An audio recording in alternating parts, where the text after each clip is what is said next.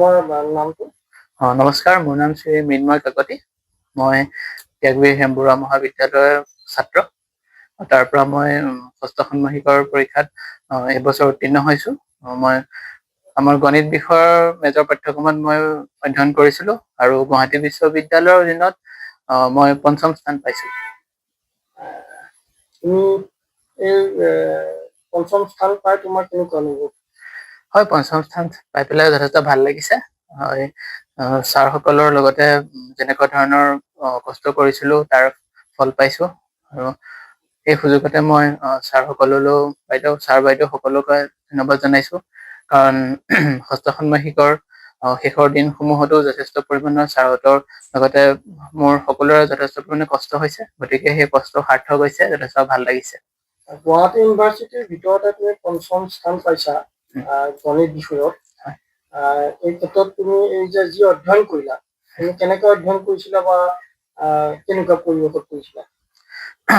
অধ্যয়ন বাৰু সম্পূৰ্ণ মই ঘৰতেই কৰিছিলো আৰু লগতে নিয়মীয়াকৈ কলেজৰ সম্পূৰ্ণ ক্লাছসমূহ কৰি আছিলো। লগতে শেষৰ ফালে ষষ্ঠ ষান্মাসিকৰ চূড়ান্ত পৰীক্ষাৰ শেষৰ ফালে আমাৰ যথেষ্ট ভালদৰে ক্লাছ হৈছিল। প্ৰায় ডেইলি 2-3 ঘণ্টাকৈ একোটাকৈ ক্লাছ কৰা হৈছিল আৰু সেই পৰিমাণে ঘৰতো আহি পেলাই অনুশীলন চলাইছিলো দৈনিক।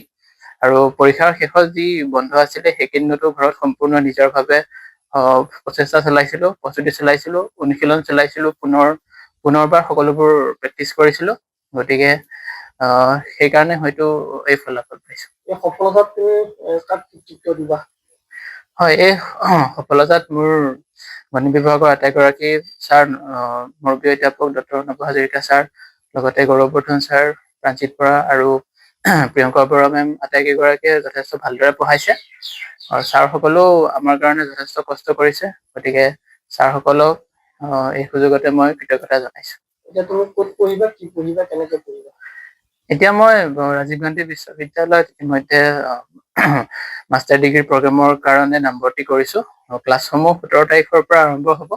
গতিকে মই তাত পৰৱৰ্তী 2 বছৰৰ কাৰণে মেথমেটিক্স বিষয়ত MSc বিষয়ত অধ্যয়ন কৰিম। ভৱিষ্যত পৰিকল্পনা কি তোমাৰ? ভৱিষ্যত পৰিকল্পনা হিচাপে মোৰ গণিত বিষয়তে এগৰাকী শিক্ষক হিচাপে সেৱা আগবঢ়োৱাৰ পৰিকল্পনা আছে। লগতে সকলো ছাত্ৰ ছাত্ৰীক মই সেই বিষয়টো ভালদৰে পঢ়াবৰ কাৰণে চেষ্টা কৰিম আৰু ছাত্ৰ ছাত্ৰীসকলৰ মাজত বিষয়টো যাতে জনপ্ৰিয় হয় তাৰ বাবে চেষ্টা কৰিম। নতুন প্ৰজন্মক তুমি কি আহ্বান জনাবা?